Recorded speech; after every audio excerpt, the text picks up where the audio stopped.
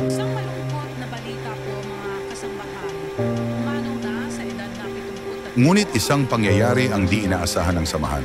Nung pumanaw si Brother Eli Soriano noong February 10, 2021, lingid sa kaalaman ng iba, may ikalawang tagapangasiwang pangkalahatan ng samahan at ito ay sa pagkatao ni Daniel Soriano Razon aka Kuya Daniel.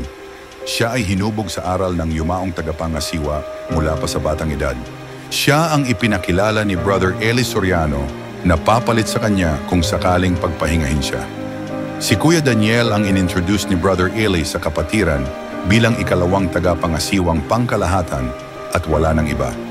Si Kuya Daniel ay pamangkin ni Brother Eli sapagkat ang batang kapatid na babae ni Brother Eli ang nanay ni Kuya Daniel Razon. Gaya nung una, similarly, kung paanong si Pablo kay Timoteo, si Brother Eli Soriano din ay nagkaroon ng anak sa pananampalataya sa pagkatao ni Kuya Daniel Razon. Sa panahon naman ni Kuya Daniel Razon ay mas lalong nagliwanag ang MCGI. Mas kinilala ng madla na MCGI talaga ang religion nila at hindi ang dating daan.